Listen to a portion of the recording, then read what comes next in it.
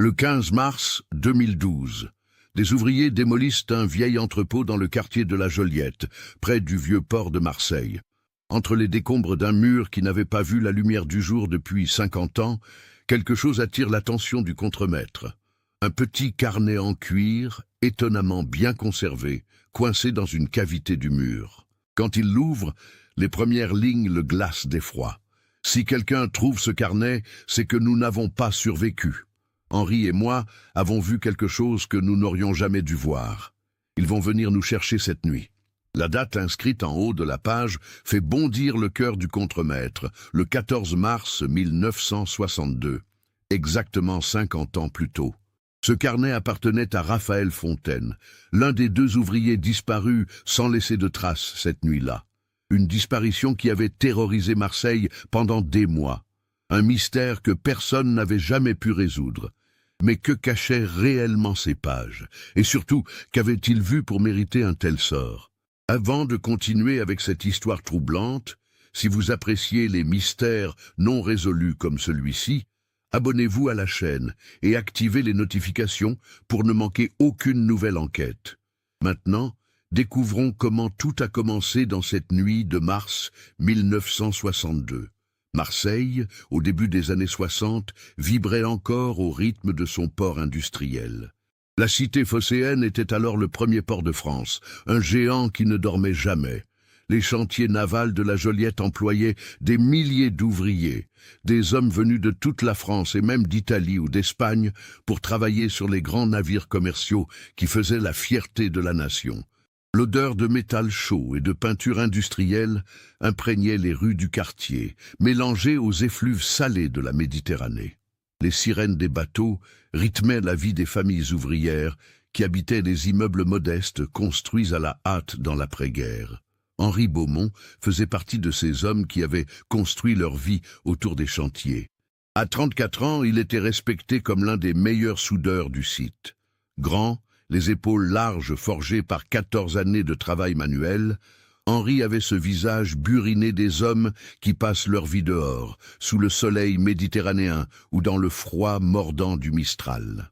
Ses mains calleuses portaient les cicatrices de 1000 projets, et ses yeux bleu acier reflétaient une détermination tranquille. Il ne parlait pas beaucoup, préférant laisser son travail parler pour lui. Ses collègues disaient qu'Henri pouvait souder n'importe quoi, même l'impossible. Cette réputation lui avait valu d'être choisi pour les projets les plus délicats, ceux qui nécessitaient précision et discrétion absolue. Il habitait un appartement de 3 pièces au 3e étage d'un immeuble de la rue de la République, pas très loin des docks. Claudette, son épouse depuis 10 ans, gérait le foyer avec la même efficacité qu'Henri gérait ses soudures. Elle était couturière et complétait le salaire de son mari en confectionnant des robes pour les dames du quartier. Leurs 2 enfants, Luc, 6 ans, et Sophie, 4 ans, représentaient tout pour Henri. Chaque sou économisé était pour eux, pour leur offrir une vie meilleure que celle qu'il avait connue. Le dimanche, son seul jour de repos, Henri les emmenait se promener sur la corniche ou pique-niquer dans les calanques quand le temps le permettait. C'était un père présent malgré les horaires épuisants de l'usine. Raphaël Fontaine, lui, était arrivé au chantier seulement 2 ans plus tôt, en 1960. À 28 ans, il représentait la nouvelle génération d'ouvriers, plus éduqués, plus ambitieux aussi. Il avait suivi des cours du soir en mécanique industrielle et rêvait de devenir un jour contremaître. Mince et nerveux, toujours en mouvement, Raphaël compensait ce qui lui manquait en expérience par une soif d'apprendre qui impressionnait ses supérieurs. Ses cheveux noirs, toujours bien coiffés, même après une journée de travail, et sa manière de s'habiller avec soin les jours de paix, trahissaient quelqu'un qui voulait s'élever socialement. Il habitait encore avec sa mère, Marguerite, dans un petit appartement de la rue Colbert, au cœur du quartier du Panier. Son père, docker, était mort écrasé par une cargaison mal arrimée quand Raphaël avait 15 ans. Depuis, il portait sur ses épaules la responsabilité de subvenir aux besoins de sa mère. Henri et Raphaël s'étaient liés d'amitié malgré leurs différences. Le plus jeune admirait l'expérience et la sagesse tranquille du plus âgé, tandis qu'Henri appréciait l'enthousiasme et l'intelligence vive de Raphaël. Ils travaillaient souvent ensemble sur les mêmes projets. Henri formait Raphaël aux techniques de soudure les plus complexes, et en retour, le jeune homme partageait avec lui les nouvelles méthodes qu'il apprenait dans ses cours. Ils déjeunaient ensemble presque tous les jours, assis sur des caisses renversées, partageant le pain et le saucisson que Claudette préparait pour Henri.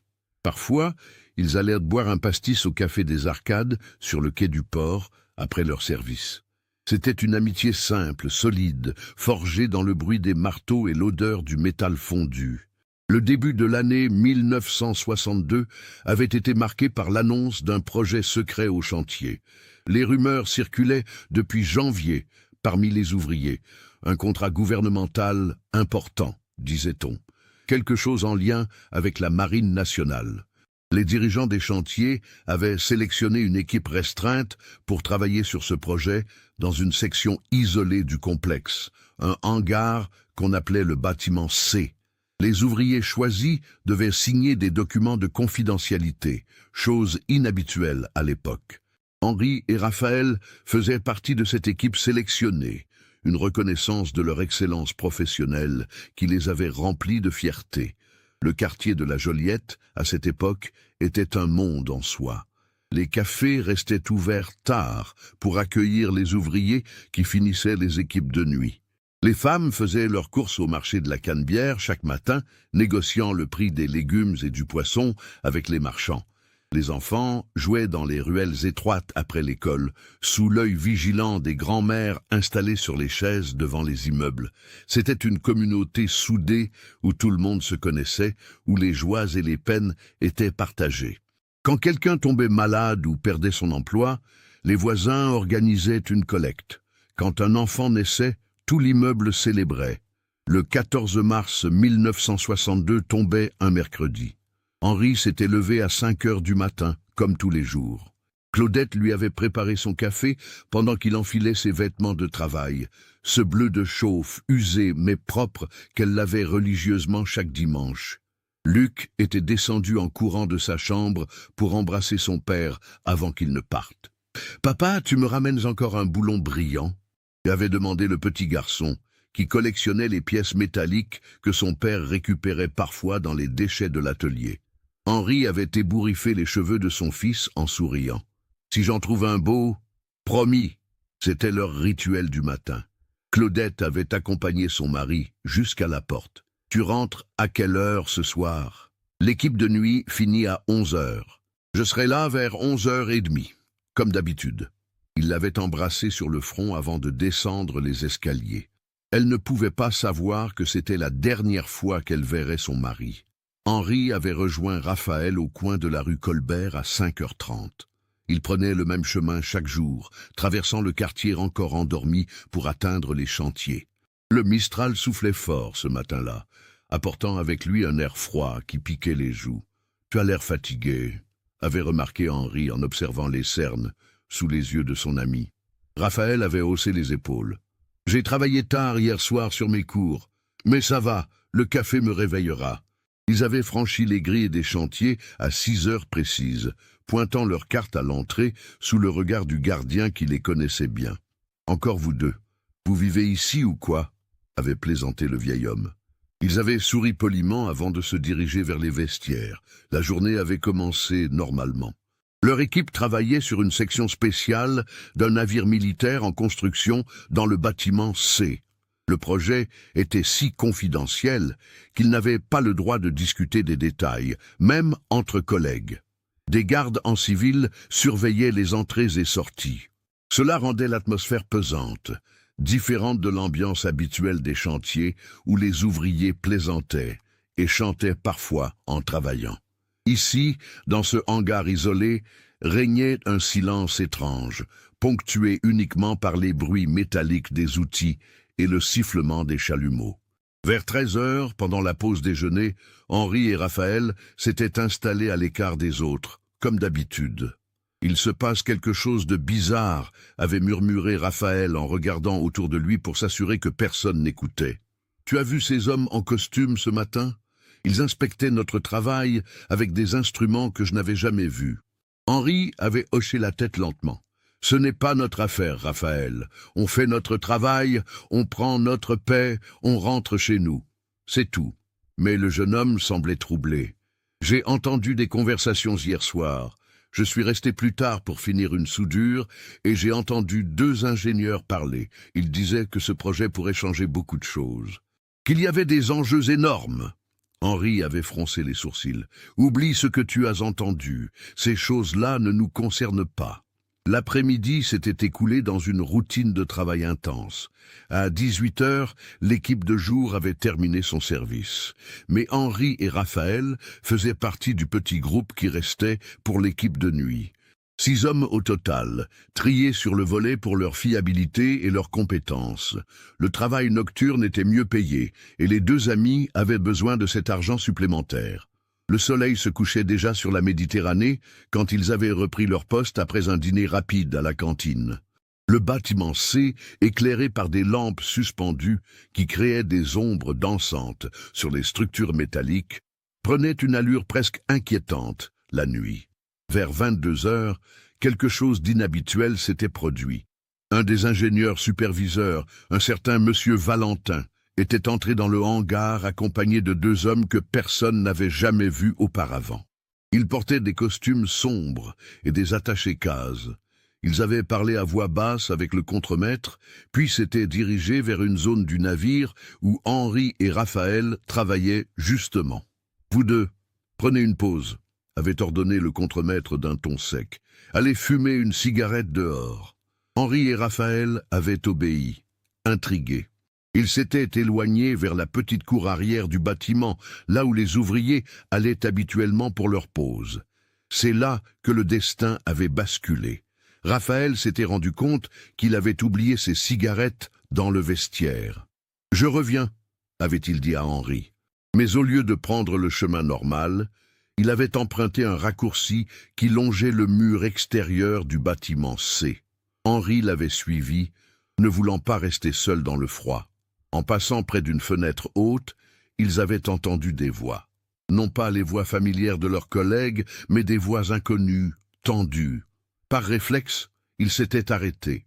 Et c'est là qu'ils avaient entendu des mots qui allaient sceller leur sort, des mots sur des modifications non autorisées, des mots sur des paiements secrets, des mots sur des documents falsifiés concernant la sécurité du navire. Les 2 hommes s'étaient regardés, la peur se lisant dans leurs yeux. Sans un mot, ils s'étaient éloignés rapidement, le cœur battant. Ils avaient récupéré les cigarettes et étaient retournés au travail, essayant de paraître normaux. Mais quelque chose avait changé. Henri sentait des regards peser sur eux.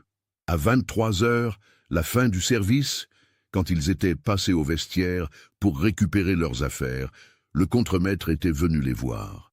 « Monsieur Valentin veut vous voir tous les 2 dans son bureau avant que vous partiez. » Le ton ne laissait place à aucune discussion. Le bureau de Monsieur Valentin se trouvait dans un petit bâtiment administratif adjacent au hangar. Les 2 ouvriers avaient gravi les marches en métal, leurs bottes résonnant dans la nuit. Arrivés devant la porte, ils avaient hésité. « Entre », avait dit Henri à Raphaël. « On n'a rien fait de mal. » Mais quand ils avaient ouvert la porte, le bureau était vide. Juste une lampe allumée sur le bureau en bois massif. « Il nous a peut-être oubliés », avait suggéré Raphaël, la voix tendue. Henri allait répondre quand ils avaient entendu des pas lourds dans l'escalier derrière eux.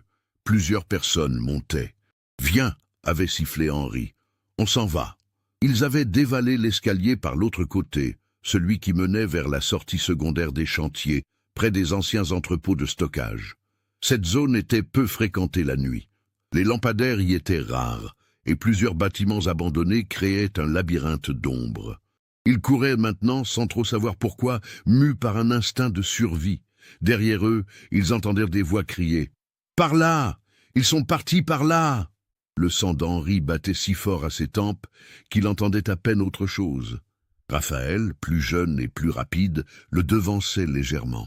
Ils avaient tourné à gauche, puis à droite, se faufilant entre des conteneurs rouillés et des piles de matériaux abandonnés. Finalement, ils s'étaient retrouvés devant un vieil entrepôt dont la porte pendant sur ses gonds. Sans réfléchir, il s'y était engouffré. L'intérieur sentait le moisi et l'huile de machine. Henri avait refermé la porte du mieux qu'il pouvait. Dans l'obscurité presque totale, ils entendaient leur respiration haletante et les battements de leur cœur. Dehors, les voix se rapprochaient. « Fouille tous les bâtiments. Ils ne peuvent pas être allés loin. » C'était la voix de M. Valentin, mais elle sonnait différente. Froide, menaçante. Plus du tout celle du superviseur courtois qu'il connaissait. Raphaël avait sorti de sa poche son petit carnet en cuir, celui où il notait parfois des calculs ou des idées pour ses études. Ses mains tremblaient tellement qu'il pouvait à peine tenir le stylo. « Qu'est-ce que tu fais ?» avait chuchoté Henri. « J'écris ce qui s'est passé. Si jamais... » Il n'avait pas fini sa phrase. Henri avait compris. Si jamais il ne s'en sortait pas, il fallait qu'il reste une trace, une preuve de ce qu'ils avaient vu et entendu. Dans l'obscurité, guidé uniquement par la faible lumière qui filtrait par les fissures du mur, Raphaël avait griffonné frénétiquement les détails de cette soirée, les noms, les conversations entendues, l'heure, tout ce dont il pouvait se souvenir. Les pas se rapprochaient. Ils entendaient maintenant les hommes fouiller les bâtiments voisins, ouvrant les portes avec fracas, déplaçant des objets. « Ils vont nous trouver », avait murmuré Henri, la voix blanche. Raphaël avait arraché les pages qu'il venait d'écrire, plié le carnet, et l'avait glissé dans une cavité du mur, entre deux briques descellées. Si quelqu'un le trouve un jour, l'avait-il commencé. Mais Henri lui avait fait signe de se taire. La porte de leur entrepôt venait de s'ouvrir. La lumière d'une torche électrique avait balayé l'intérieur. Ils sont là. Le 15 mars au matin, quand Claudette Beaumont s'était réveillée et avait trouvé le lit vide à côté d'elle. Son premier réflexe avait été l'agacement. Henri avait dû s'endormir sur le canapé en rentrant tard, mais le canapé était vide aussi. La cuisine, vide. Toute la maison, vide. Son cœur avait commencé à battre plus vite. Elle avait regardé l'horloge de la cuisine. 7h30 du matin. Henri aurait dû rentrer à 23h30 la veille. 8 heures de retard. Ce n'était pas normal. Henri n'était jamais en retard. Jamais. Elle l'avait couru chez les voisins du dessous. « Vous avez vu Henri rentrer cette nuit ?» Madame Lombardi, déjà habillée et en train de préparer le petit déjeuner de ses enfants, avait secoué la tête. « Non, je n'ai rien entendu. Et vous savez que j'entends toujours quand il monte les escaliers. » Un frisson glacé avait parcouru l'échine de Claudette. Elle était remontée en courant, avait enfilé son manteau sur sa robe de chambre et était partie vers les chantiers navals, laissant Luc et Sophie aux soins de Madame Lombardi. Les rues de Marseille commençaient à s'animer. Les commerçants ouvraient leurs boutiques. L'odeur du pain frais sortait des boulangeries, mais Claudette ne voyait rien de tout cela. Elle courait, le souffle court, la peur lui tordant l'estomac. À l'entrée des chantiers, le gardien de jour ne connaissait pas Henri personnellement. « Mon mari travaille ici, Henri Beaumont. Il n'est pas rentré cette nuit. » L'homme avait consulté un registre. « Beaumont, oui, il a pointé en entrant hier à 6h du matin. Mais je ne vois pas de pointage de sortie pour hier soir. » Le sang de Claudette s'était glacé. « Comment ça, pas de pointage de sortie? Il devait finir à 11h. » Le gardien avait froncé les sourcils. « Attendez, je vais vérifier quelque chose. » Il était entré dans sa guérite et avait passé un coup de téléphone. Quand il était ressorti, son visage était grave. « Madame, il semble qu'il y ait un problème. » Le contremaître dit qu'Henri Beaumont et un autre ouvrier, Raphaël Fontaine, ont quitté leur poste hier soir sans autorisation, vers 11h. Personne ne les a revus depuis. En quelques heures, la nouvelle s'était répandue dans tout le quartier comme une traînée de poudre. 2 ouvriers disparus. Marguerite Fontaine, la mère de Raphaël, était arrivée au chantier peu après Claudette, en pleurs, s'accrochant au bras d'une voisine. « Mon fils ne partirait jamais sans me prévenir, jamais. Quelque chose lui est arrivé. » La police avait été appelée. L'inspecteur Marcel Girard, un homme d'une 50aine d'années aux cheveux gris et au visage marqué par 30 ans de service, avait pris l'affaire en main. C'était un flic de la vieille école, méthodique et patient. Il avait commencé par interroger le contremaître et tous les ouvriers qui avaient travaillé avec Henri et Raphaël cette nuit-là. Les témoignages étaient étrangement uniformes. Trop uniforme, avait pensé Girard. Tous les collègues répétaient la même version. Henri et Raphaël avaient quitté le bâtiment C vers 23 heures, avaient récupéré leurs affaires au vestiaire et étaient partis. Personne ne les avait vus sortir par la grille principale, mais il y avait plusieurs sorties au chantier. Peut-être avaient-ils pris un autre chemin. Pourquoi aurait-il fait ça? Avait demandé Girard. Les ouvriers haussaient les épaules. On ne sait pas. Ils avaient l'air normaux pendant la journée. Le contremaître, un homme nerveux qui transpirait abondamment malgré le froid de mars, avait ajouté « Ces deux-là étaient de bons éléments. Je ne comprends pas ce qui a pu se passer. » Monsieur Valentin, le superviseur ingénieur, avait été interrogé à son bureau. Il portait un costume impeccable et des lunettes à monture dorée. Son bureau sentait le cigare et le cuir. « C'est une situation très regrettable, inspecteur. Henri Beaumont et Raphaël Fontaine travaillaient sur un projet sensible pour nous. Leur disparition pose de sérieux problèmes. » Girard avait sorti son carnet. Quel genre de projet? Valentin avait joint les mains sur son bureau. « Je ne peux pas entrer dans les détails. C'est confidentiel. Un contrat avec la Marine nationale. Mais je peux vous assurer que tout était parfaitement légal et réglementaire. » L'inspecteur avait noté quelque chose, puis avait relevé la tête. Quelqu'un les aurait-il vus faire quelque chose d'inhabituel ce soir-là? Valentin avait secoué la tête. Non, rien de particulier. Ils ont travaillé normalement jusqu'à la fin de leur service. Les recherches avaient commencé immédiatement. Des équipes de police avaient fouillé tout le périmètre des chantiers navals. Les plongeurs de la gendarmerie avaient exploré le port, pensant que les deux hommes auraient pu tomber à l'eau dans l'obscurité. Rien, pas de corps, pas de vêtements, pas la moindre trace. Les appartements d'Henri et de Raphaël avaient été inspectés. Tout était en ordre. Leurs vêtements étaient là. Leur argent était là. Raphaël avait même laissé l'enveloppe avec la paie du mois, intacte, sur la commode de sa chambre. « Mon fils ne serait jamais parti sans cet argent », avait sangloté Marguerite. « On en a besoin pour vivre, il le sait. » Les jours s'étaient transformés en semaines.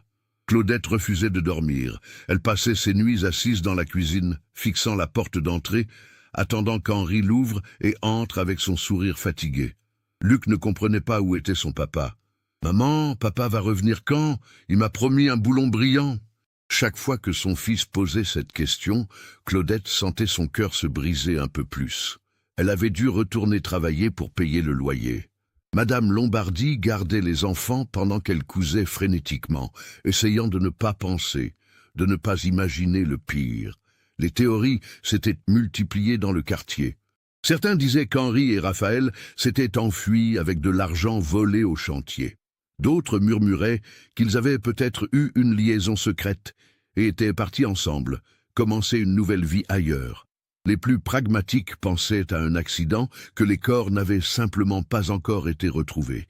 Les plus sombres parlaient de crimes.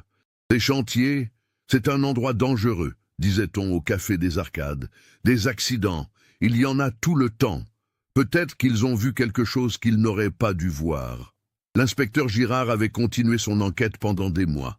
Il sentait que quelque chose n'allait pas dans cette affaire. Les témoignages étaient trop propres, trop coordonnés.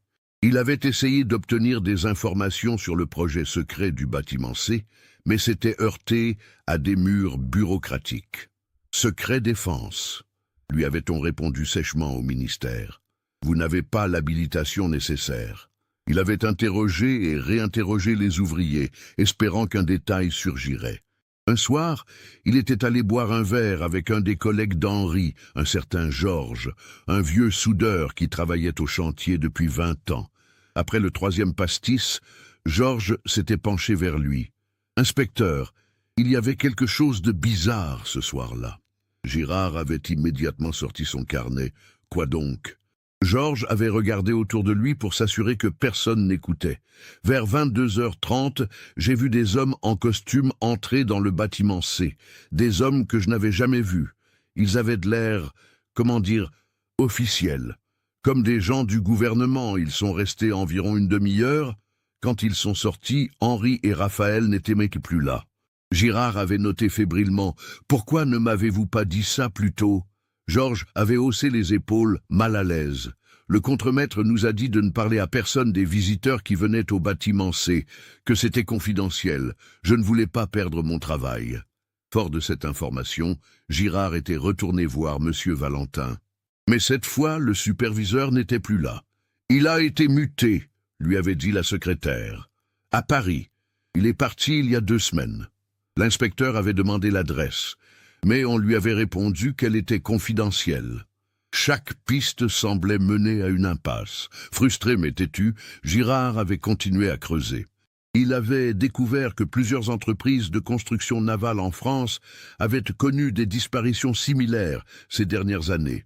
Des ouvriers qui s'évaporaient sans laisser de traces. Mais quand il avait voulu creuser ses affaires, on lui avait suggéré fermement de se concentrer sur son propre secteur. Les années avaient passé. 1963, 1964, 1965. Claudette avait finalement accepté que son mari ne reviendrait probablement jamais.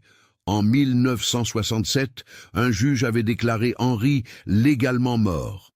Cela avait permis à Claudette de toucher une petite pension et de tourner la page. Du moins administrativement. Émotionnellement, elle ne s'était jamais remise. Elle avait vieilli prématurément, ses cheveux blonds devenant gris avant la quarantaine. Elle ne s'était jamais remariée. « Comment pourrais-je » disait-elle à ses amis. « Je ne sais même pas ce qui lui est arrivé. » Luc avait grandi avec le fantôme de son père. Il se souvenait de ce dernier matin, de la promesse du boulon brillant qui n'était jamais venu. Adolescent, il avait développé une obsession pour l'affaire. Il passait des heures à la bibliothèque municipale, lisant les vieux journaux de mars 1962, essayant de trouver un détail que la police aurait manqué. Il interrogeait les anciens ouvriers des chantiers qu'il croisait dans le quartier. La plupart refusaient de parler. Certains murmuraient « Laisse tomber, gamin, c'est du passé ». Mais Luc ne pouvait pas laisser tomber. Son père avait disparu. Il méritait de savoir pourquoi. Marguerite Fontaine était morte en 1979, le cœur brisé, sans avoir jamais su ce qui était arrivé à son fils unique. Elle avait gardé la chambre de Raphaël exactement comme il l'avait laissée, ses livres de cours sur l'étagère, ses vêtements dans l'armoire. Jusqu'à son dernier souffle, elle avait espéré qu'il franchirait la porte un jour, avec un sourire d'excuse pour l'avoir inquiété. L'appartement de la rue Colbert avait été vidé après sa mort. Ses affaires, y compris celles de Raphaël, avaient été données ou jetées. Une autre famille avait emménagé. La vie avait continué. Les chantiers navals de la Joliette, eux aussi, avaient changé. L'industrie navale française déclinait. Les grandes commandes se faisaient plus rares. Des sections entières des chantiers fermaient. Le bâtiment C avait été désaffecté au début des années 70. Personne ne savait exactement ce qui s'y était construit. Le projet secret était resté secret. Les ouvriers qui avaient travaillé là étaient partis, mutés, retraités ou morts. La mémoire de ce qui s'était passé dans ce hangar s'effaçait avec le temps. En 1990, Claudette était morte à son tour. Cancer. Luc, alors âgé de 34 ans, l'âge qu'avait son père lors de sa disparition, avait rangé les affaires de sa mère.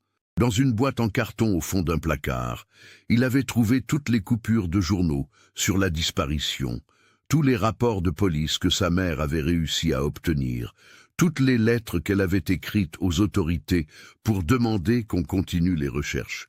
Il y avait aussi des photos, son père jeune, souriant, tenant Luc bébé dans ses bras.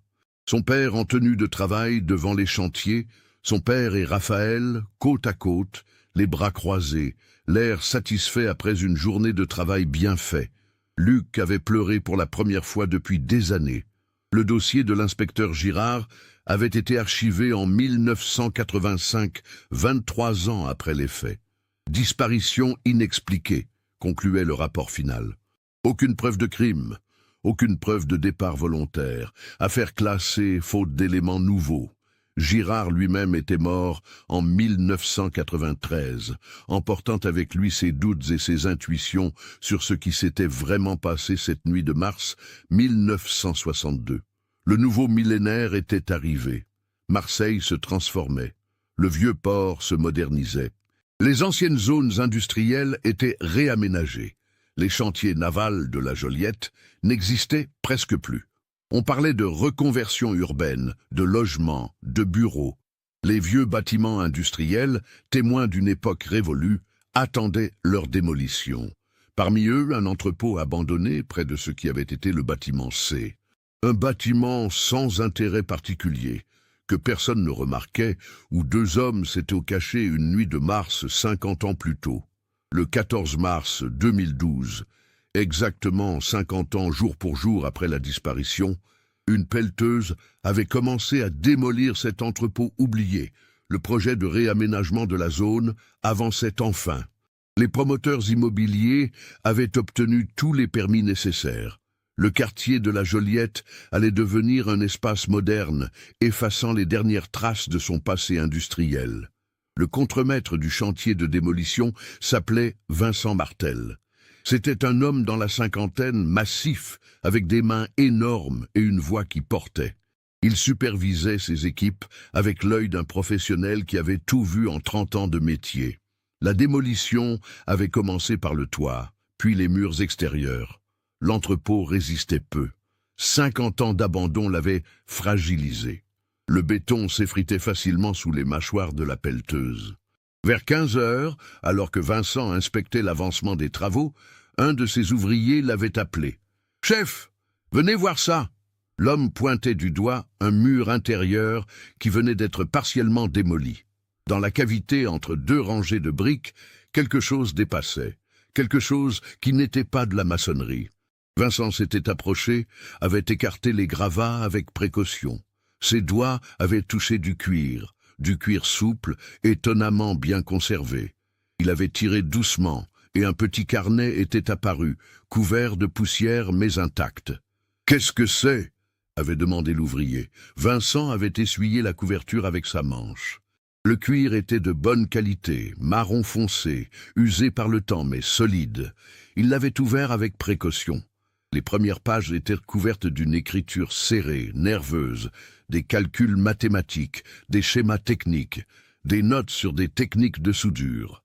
Puis, vers le milieu du carnet, l'écriture changeait. Elle devenait plus hâtive, presque frénétique. Vincent avait commencé à lire, debout dans les décombres, indifférent au bruit de la pelleteuse qui continuait son travail. « Si quelqu'un trouve ce carnet, c'est que nous n'avons pas survécu. Henri et moi avons vu quelque chose que nous n'aurions jamais dû voir. Ils vont venir nous chercher cette nuit. » Le cœur de Vincent s'était mis à battre plus fort. Il avait tourné la page. « Nous sommes cachés dans un vieil entrepôt près du bâtiment C. Il fait noir. J'entends Henri respirer à côté de moi. Il a peur. Moi aussi j'ai peur. Je vais écrire tout ce qui s'est passé aujourd'hui. Si jamais quelqu'un lit ceci un jour, il faut qu'il sache la vérité. » Vincent avait levé les yeux des pages, regardé autour de lui. Cet entrepôt. C'était cet entrepôt où le carnet avait été caché. Un frisson lui avait parcouru l'échine. Il avait continué à lire, tournant les pages avec des mains qui tremblaient légèrement. Le récit détaillait la journée du 14 mars 1962. Le travail au bâtiment C. La visite des hommes en costume. La conversation surprise près de la fenêtre. Nous avons entendu M. Valentin et deux autres hommes parler. Ils disaient que les modifications n'étaient pas conformes aux normes de sécurité, que les matériaux utilisés n'étaient pas ceux qui étaient prévus dans le contrat avec la marine. Des matériaux moins chers, moins solides. Le carnet continuait. Un des hommes en costume a dit que si l'inspection découvrait ça, tout le projet serait annulé. Des millions de francs perdus. Des têtes qui tomberaient. Valentin a répondu qu'il fallait s'assurer que l'inspection ne trouve rien, qu'ils avaient déjà falsifié les documents de contrôle qualité, que personne ne saurait jamais. Puis un des hommes a demandé « Et les ouvriers, si l'un d'eux parle ?» Il y a eu un silence. Puis Valentin a dit quelque chose que je n'oublierai jamais. « Les ouvriers ne parlent pas. » On s'en assure. Vincent avait dû s'asseoir sur un bloc de béton. Ses jambes ne le portaient plus. Il tenait entre ses mains la preuve d'un secret vieux de 50 ans, un secret qui avait coûté la vie à deux hommes. Car maintenant, En lisant ces lignes, il ne faisait aucun doute dans son esprit que Henri Beaumont et Raphaël Fontaine n'avaient pas disparu.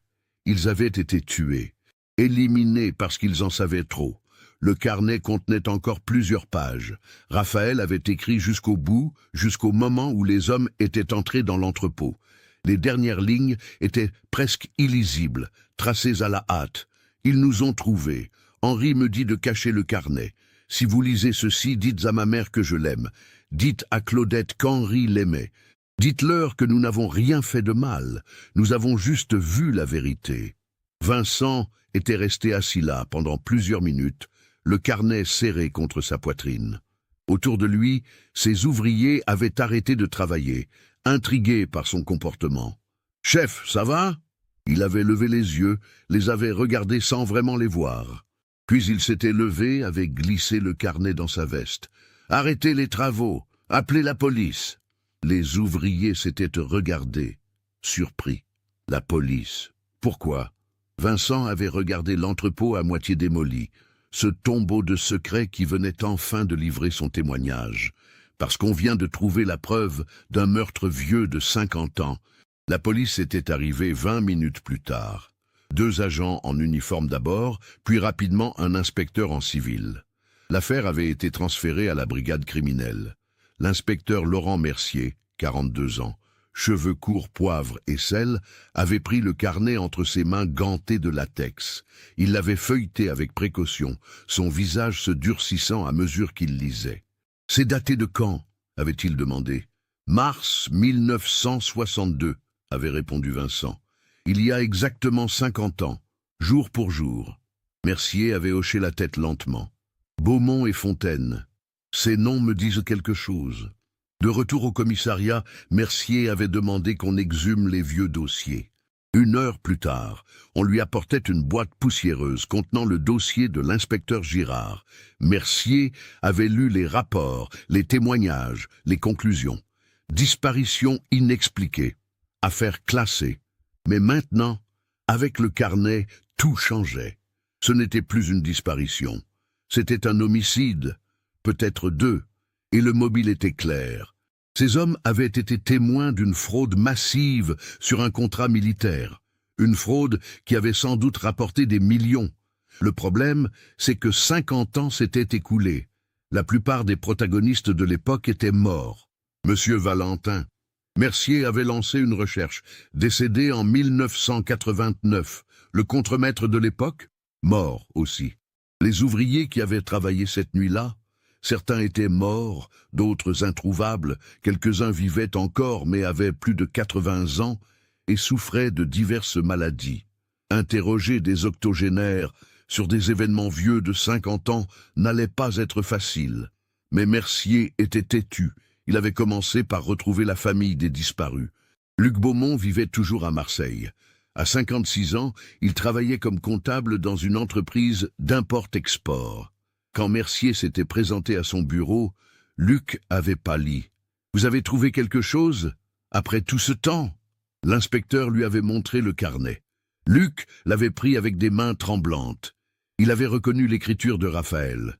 Il l'avait vue sur de vieilles photos, sur des documents que sa mère avait conservés. « Mon Dieu !»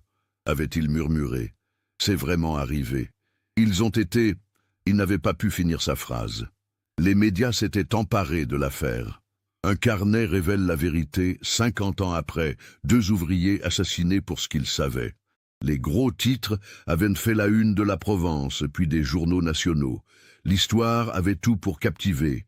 Un mystère vieux de 50 ans, une fraude sur un contrat militaire, des meurtres, un témoignage écrit au moment même où les victimes allaient mourir. Les chaînes de télévision voulaient des interviews. Luc Beaumont se retrouvait soudain sous les projecteurs, racontant comment sa mère avait passé sa vie à chercher la vérité, comment lui-même n'avait jamais abandonné l'espoir de savoir ce qui était arrivé à son père. Mercier, pendant ce temps, continuait son enquête. Il avait fait expertiser le carnet. L'encre datait bien des années 60, le papier aussi. L'écriture avait été comparée avec des documents connus de Raphaël Fontaine, notamment ses cahiers de cours conservés dans les archives familiales. C'était authentique. Le carnet était bien celui de Raphaël, et il avait bien été écrit le soir du 14 mars 1962. Restait à prouver que ce qui y était écrit était vrai, que Valentin et les autres avaient vraiment falsifié des documents et tué les deux ouvriers. L'inspecteur avait plongé dans les archives de la Marine nationale. Le projet du bâtiment C avait concerné la construction d'un destroyer, le Suffren, lancé en 1963. Le navire avait eu une longue carrière dans la marine, avant d'être démantelé en 1997. Mercier avait demandé accès au dossier technique de construction.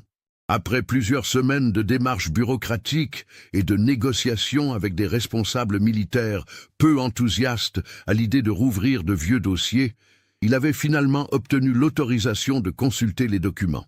Ce qu'il avait découvert l'avait stupéfié. Les documents de contrôle qualité datant de 1962 portaient des signatures qui ne correspondaient pas aux inspecteurs normalement en charge. Une expertise graphologique avait confirmé que certaines signatures étaient des faux.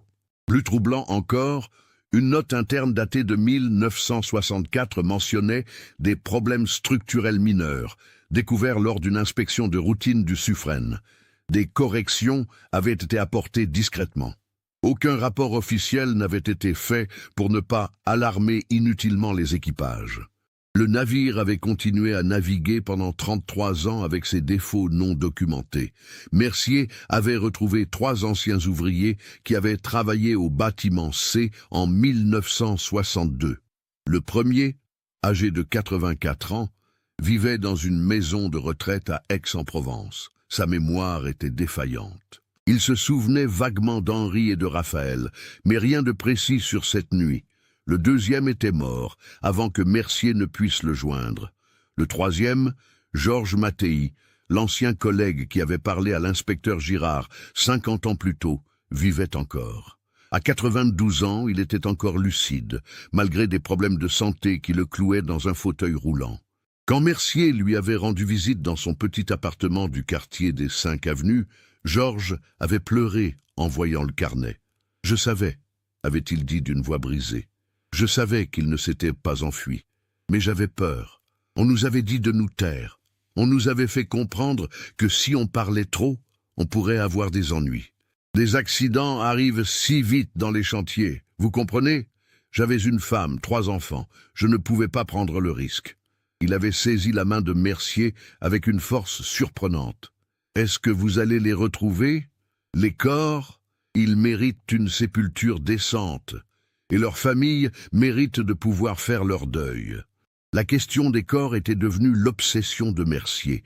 Le carnet révélait ce qui s'était passé, mais pas où se trouvaient Henri et Raphaël.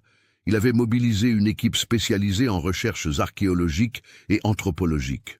Si les corps avaient été enterrés quelque part dans le périmètre des anciens chantiers, il fallait les retrouver. Mais 50 ans de transformations urbaines avaient complètement modifié le paysage.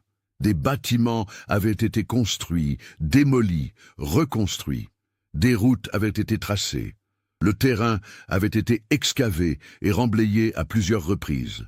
Mercier avait consulté tous les plans d'urbanisme disponibles, comparant les cartes de 1962 avec celles d'aujourd'hui.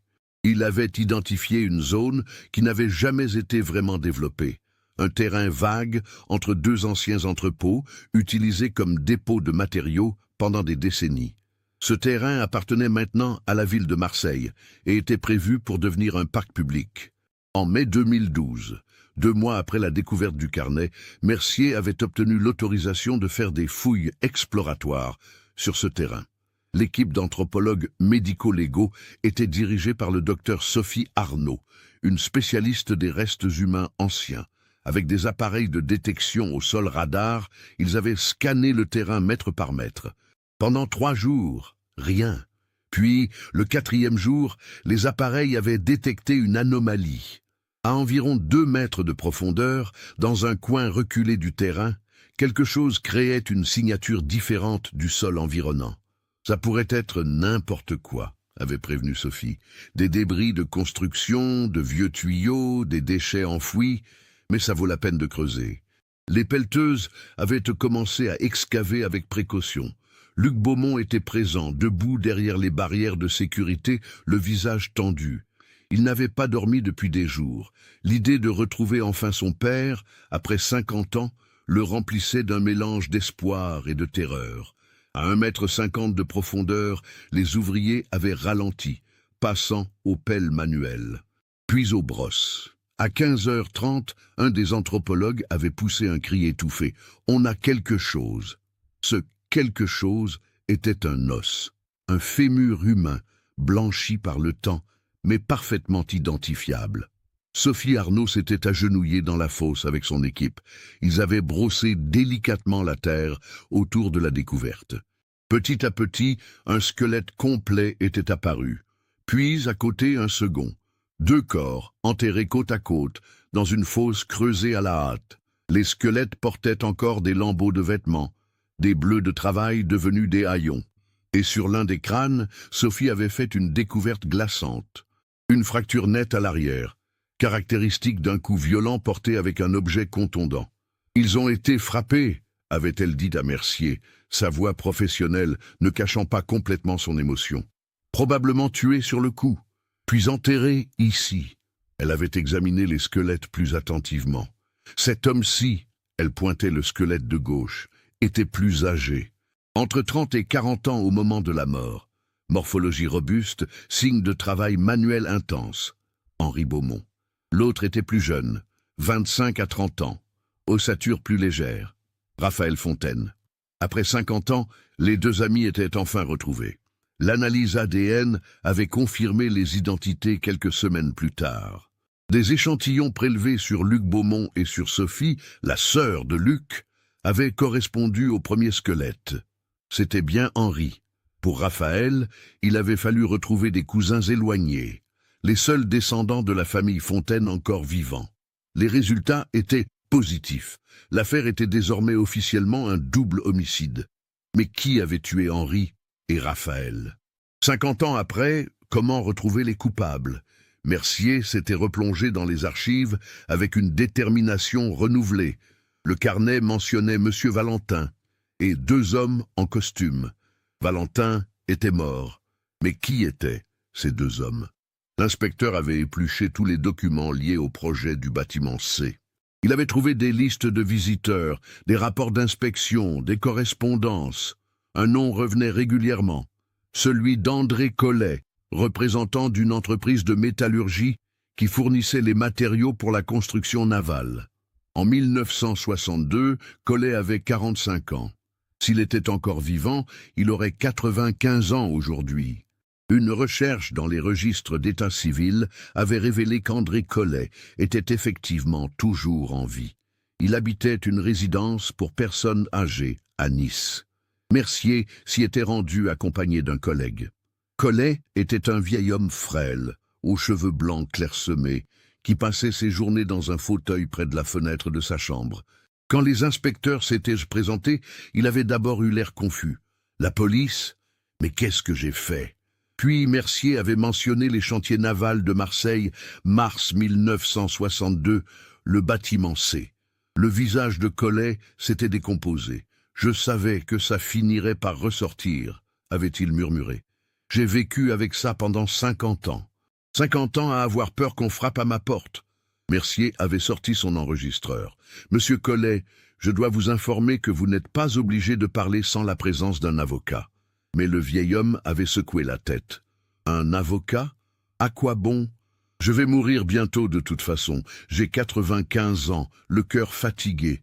Autant mourir avec la conscience un peu plus légère. » Ce qui avait suivi était une confession qui avait duré 3 heures. André Collet avait tout raconté. Comment son entreprise avait remporté le contrat pour fournir l'acier spécial nécessaire à la construction du destroyer.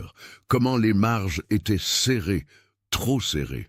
Comment, avec la complicité de M. Valentin, l'ingénieur en chef du projet, ils avaient décidé de remplacer l'acier de haute qualité prévu dans le contrat par un alliage moins cher. On s'est dit que personne ne verrait la différence, avait expliqué Collet, les larmes aux yeux. Que le navire tiendrait quand même, et on a économisé des millions.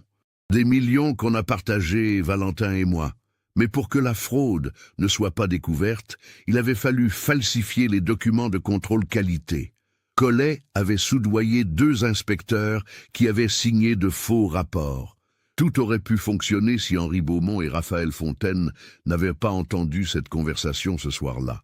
Valentin m'a appelé en panique, avait continué Collet. Il m'a dit que 2 ouvriers avaient surpris notre discussion avec les inspecteurs, qu'ils en savaient trop. J'ai dit qu'il fallait les acheter, leur offrir de l'argent pour leur silence. Mais Valentin disait que c'était trop risqué, qu'on ne pouvait pas leur faire confiance. Collet avait fermé les yeux comme pour ne pas voir les images qui revenaient. J'ai contacté quelqu'un, un homme que je connaissais, un homme qui faisait ce genre de choses. Il a amené un complice. Ils sont allés au chantier cette nuit-là. Ils ont trouvé Beaumont et Fontaine cachés dans un vieil entrepôt. Sa voix s'était brisée. Je ne voulais pas qu'on les tue, je le jure. Je pensais qu'on allait juste leur faire peur, les forcer à partir loin. Mais l'homme que j'avais contacté, il a dit que c'était la seule solution sûre, qu'on ne pouvait pas prendre de risques. Mercier sentait la colère monter en lui. Qui était cet homme? Son nom? Collet avait secoué la tête. Il s'appelait Lucien Barthes, un ancien légionnaire devenu... disons, un homme à tout faire pour ceux qui payaient bien, mais il est mort depuis longtemps, tué dans un règlement de compte à Toulon, en 1969. Son complice aussi est mort, je crois. Je ne me souviens même plus de son nom. Il avait regardé Mercier droit dans les yeux. Je suis le seul survivant de cette histoire. Valentin est mort. Les tueurs sont morts. Les inspecteurs corrompus sont morts. Il ne reste que moi. Un vieil homme qui attend la mort dans une chambre qui sent le désinfectant. L'inspecteur avait demandé. Les familles des victimes ont vécu 50 ans sans savoir. 2 enfants ont grandi sans leur père. Une femme est morte sans connaître la vérité. Comment avez-vous pu vivre avec ça? Collet avait pleuré ouvertement maintenant. J'ai essayé de me dire que c'était nécessaire, que c'était pour sauver le projet, les emplois, l'entreprise. Mais la vérité, c'est que c'était pour l'argent. Pour ma part, des millions que nous avons volés. J'ai vécu confortablement avec cet argent. J'ai élevé mes enfants avec, construit ma maison avec, et chaque jour je pensais à ces 2 hommes dans leur tombe.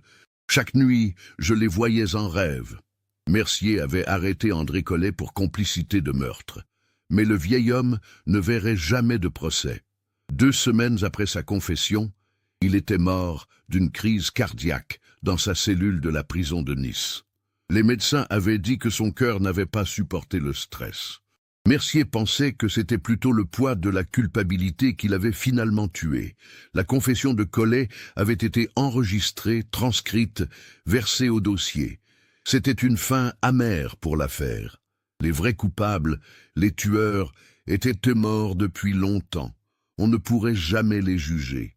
Le 8 juillet 2012, par une chaude journée d'été marseillaise, Henri Beaumont et Raphaël Fontaine avaient enfin reçu les funérailles qu'ils méritaient. Leurs restes avaient été placés dans 2 cercueils de bois simples, recouverts du drapeau tricolore, en reconnaissance du fait qu'ils étaient morts pour avoir refusé de fermer les yeux sur une fraude contre la nation. La cérémonie avait eu lieu au cimetière Saint-Pierre, sur les hauteurs de Marseille, avec vue sur la Méditerranée qu'ils avaient tant aimée. Luc Beaumont était là, bien sûr, tenant la main de sa sœur Sophie. Tous 2 avaient les cheveux gris maintenant, marqués par le temps et l'attente. Luc avait dans sa poche le fameux boulon brillant que son père avait promis de lui ramener 50 ans plus tôt. Il l'avait trouvé dans une boîte de souvenirs de sa mère, soigneusement enveloppée dans un mouchoir. Henri l'avait récupéré ce matin-là, avant de partir travailler pour la dernière fois. Il ne l'avait jamais eu l'occasion de le donner à son fils. Maintenant, Luc allait le placer dans la tombe de son père. Des dizaines d'anciens ouvriers des chantiers navals étaient présents, ceux qui avaient connu Henri et Raphaël, ceux qui se souvenaient de l'époque où Marseille résonnait du bruit des marteaux et des soudures. Georges Mattei était là aussi, en fauteuil roulant, une couverture sur les genoux malgré la chaleur. Il avait tenu à être présent pour dire au revoir à ses anciens camarades et pour se faire pardonner son silence de 50 ans. Quand les cercueils avaient été descendus dans la terre, Il avait pleuré comme un enfant. L'inspecteur Mercier avait assisté à la cérémonie en retrait, respectant le deuil de la famille. Après l'enterrement, Luc était venu le trouver. « Merci », avait-il dit simplement. « Merci de ne pas avoir abandonné, de les avoir retrouvés. » Mercier avait serré la main de Luc. « Votre père et Raphaël étaient des hommes courageux. Ils ont fait ce qu'ils pensaient être juste, même si ça leur a coûté la vie. Ils méritaient que la vérité soit connue. » Luc avait hoché la tête, incapable de parler, la gorge serrée par l'émotion. Les médias avaient couvert l'affaire de bout en bout. L'histoire avait ému toute la France. 2 ouvriers honnêtes, assassinés pour avoir refusé d'être complices d'une fraude. Un carnet caché dans un mur, retrouvé 50 ans plus tard, jour pour jour. Une confession finale d'un vieil homme rongé par la culpabilité. C'était le genre d'histoire qui marquait les esprits, qui rappelait que la vérité finit toujours par éclater, même après des décennies de silence. La ville de Marseille avait décidé de nommer le futur parc public, qui serait construit sur l'ancien terrain des chantiers navals, le parc Henri Beaumont et Raphaël Fontaine. Une plaque commémorative allait être installée, racontant leur histoire, pour que les générations futures se souviennent. Le projet avait été inauguré en septembre 2013. Luc et Sophie avaient dévoilé la plaque sous les applaudissements de la foule. À la mémoire d'Henri Beaumont et Raphaël Fontaine, ouvriers des chantiers navals de Marseille, morts le 15 mars 1962 pour avoir défendu l'honnêteté et l'intégrité, que leur courage ne soit jamais oublié.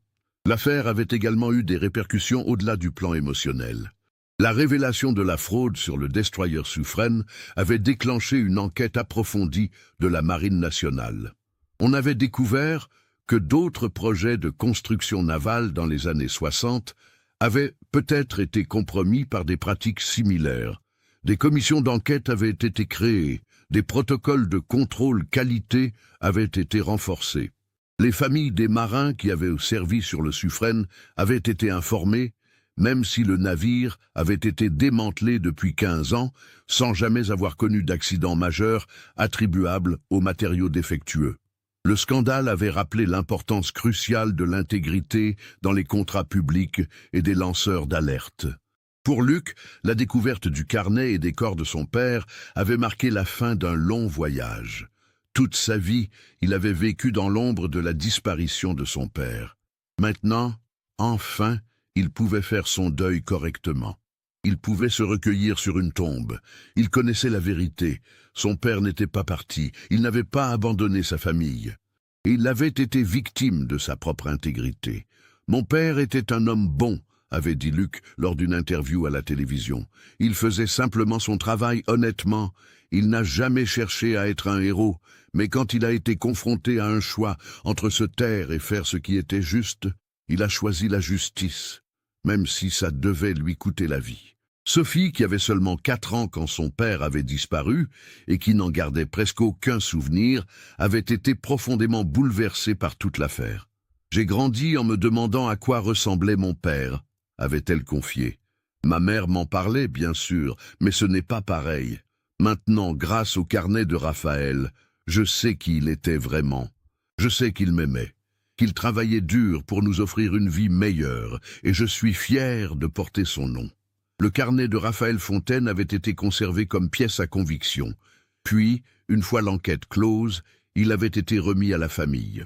Luc avait décidé de le donner au musée d'histoire de Marseille, où il serait exposé de façon permanente dans une section dédiée à l'histoire industrielle de la ville. « Ce carnet appartient à l'histoire », avait-il expliqué. « C'est un témoignage important.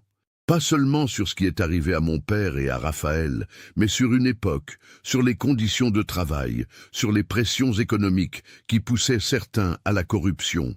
Les gens doivent voir ça, doivent se souvenir. » Georges Mattei était mort paisiblement dans son sommeil en novembre 2012, quelques mois après les funérailles. Sa famille avait dit qu'il semblait enfin en paix. Le poids qu'il avait porté pendant 50 ans s'était allégé.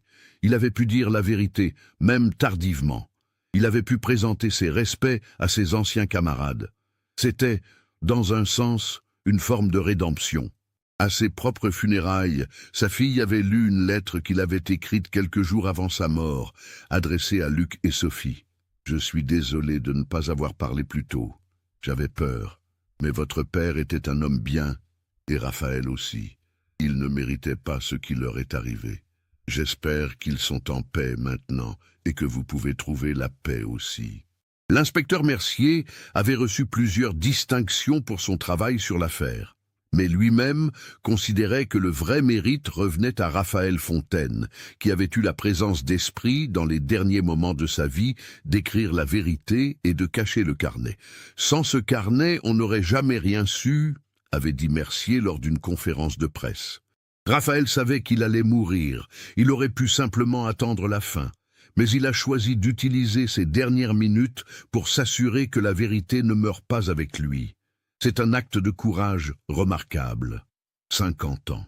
50 ans entre un crime et sa résolution. 50 ans entre une disparition et des funérailles. 50 ans pour que la vérité éclate. Mais elle avait éclaté. Les coupables n'avaient pas pu être jugés, c'est vrai. La plupart étaient morts avant que la justice ne les rattrape. Mais leurs noms étaient maintenant connus. Leurs crimes étaient exposés au grand jour. Et les victimes, Henri Beaumont et Raphaël Fontaine, n'étaient plus des disparus sans explication. Ils étaient des martyrs de l'honnêteté, des hommes qui avaient payé le prix ultime pour avoir refusé de fermer les yeux. Le 15 mars 2013, exactement 51 ans après la disparition, Luc et Sophie étaient retournés au cimetière Saint-Pierre. Ils avaient apporté des fleurs, des roses rouges, les préférées de leur père d'après leur mère. Ils s'étaient tenus devant la pierre tombale en granit gris où étaient gravés les noms d'Henri Beaumont et de Raphaël Fontaine, avec leurs dates de naissance et de mort. « Repose en paix, papa », avait murmuré Luc. « Tu peux reposer en paix maintenant. On sait ce qui s'est passé. Le monde entier sait, et on ne t'oubliera jamais. » En quittant le cimetière ce jour-là, Luc avait senti quelque chose se dénouer dans sa poitrine. Une tension qui l'habitait depuis l'enfance, depuis ce matin de mars 1962 où son père n'était pas rentré. Pour la première fois de sa vie, il se sentait libre. Libre de vivre sans le poids de l'incertitude. Libre de se souvenir de son père, non pas comme un mystère inexpliqué, mais comme un homme courageux qui avait fait le bon choix dans une situation impossible. Et ça, aucune quantité d'années ne pourrait le changer. Ce cas nous montre comment la vérité peut rester cachée pendant des décennies, mais finit toujours par émerger. Henri Beaumont et Raphaël Fontaine n'étaient que deux ouvriers ordinaires, mais leur refus de fermer les yeux sur la corruption en a fait des héros. Le courage de Raphaël d'écrire ses derniers mots dans son carnet a permis, 50 ans plus tard, de rendre justice à leur mémoire. Qu'est-ce que vous pensez de cette histoire ? Auriez-vous fait le même choix qu'Henri et Raphaël cette nuit-là? Est-ce que certains détails du carnet vous ont particulièrement marqué? Partagez vos réflexions dans les commentaires. Si vous avez aimé cette enquête qui a traversé un demi-siècle, n'oubliez pas de vous abonner à la chaîne et d'activer les notifications pour ne manquer aucun cas mystérieux comme celui-ci. Laissez un like si cette histoire vous a touché et partagez-la avec quelqu'un qui apprécie les vraies histoires de courage et de justice.